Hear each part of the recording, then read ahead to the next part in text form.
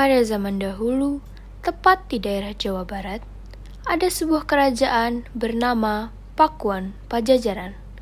Kerajaan ini diperintah oleh seorang raja yang sangat bijaksana, bernama Raja Mundingwangi.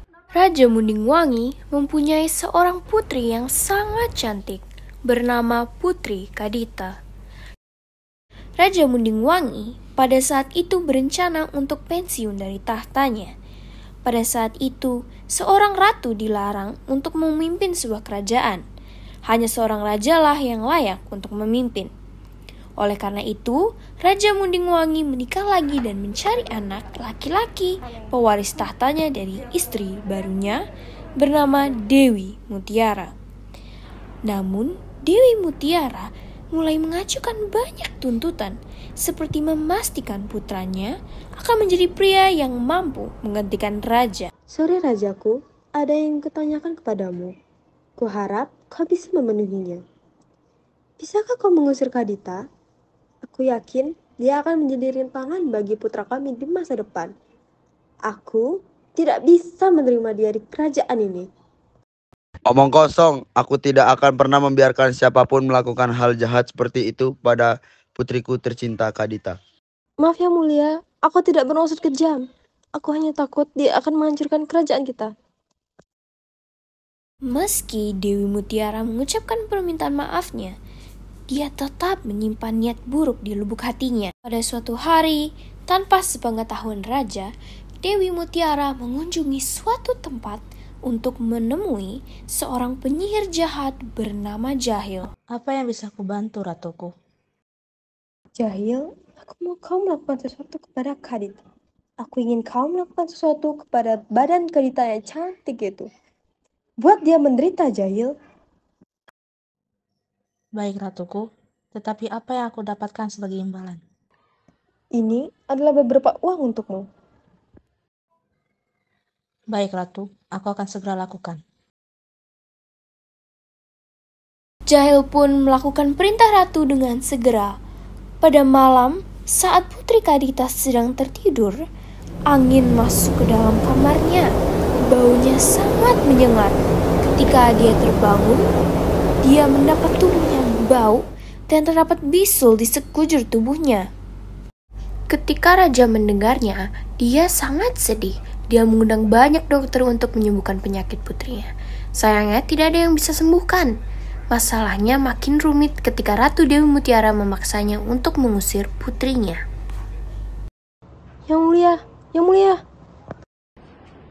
Pagi rajaku, aku pernah mendengar rumor bahwa seseorang pasti telah mengirimkan kutukan kepada Putri Kadita. Tidakkah kamu merasa malu, rajaku? Oh, kamu harus segera menyuruhnya pergi, atau putrimu akan membawa nasib buruk bagi kerajaan kita. Raja Mundingwangi sangat sedih, tapi jauh di lubuk hatinya, dia tahu bahwa Dewi Mutiara itu benar. Dia tidak mau anaknya menjadi rumor yang buruk di kerajaannya mereka. Kadita! Ada apa ya? Demi seluruh kerajaan, kamu harus segera meninggalkan istana ini. Jangan usir aku, Ayah. Aku tidak tahu harus kemana lagi. Tolong, Ayah. Ayah, kenapa Ayah tega melakukan ini kepadaku?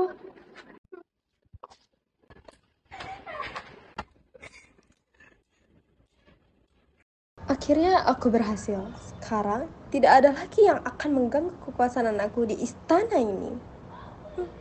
Dalam suasana hati yang sedih, bingung, dan juga gak menentu, Putri Kadita berjalan tanpa adanya tujuan.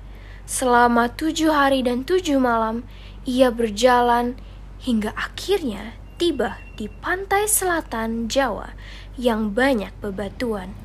Di salah satu batu, ia kemudian beristirahat hingga tertidur. Pada saat tidur, Kadita tiba-tiba mendengar suara misterius. Masuklah ke dalam laut, Putri Kadita. Jika ingin sembuh dari penyakitmu, maka kamu akan sehat kembali. Percaya bahwa suara itu adalah pesan dari Tuhan, Putri Kadita segera melakukan apa yang diperintahkan kepadanya.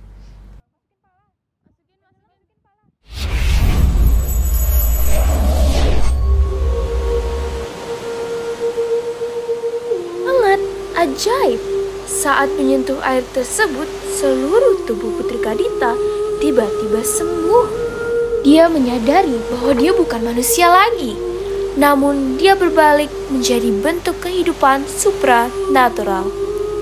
Sejak saat itu, Putri Kadita dikenal sebagai Nyi Roro Kidul, Ratu Laut Selatan Jawa.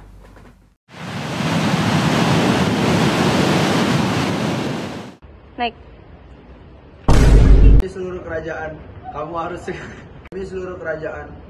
segera meninggalkan di seluruh kerajaan, kamu harus segera meninggalkan istana ini.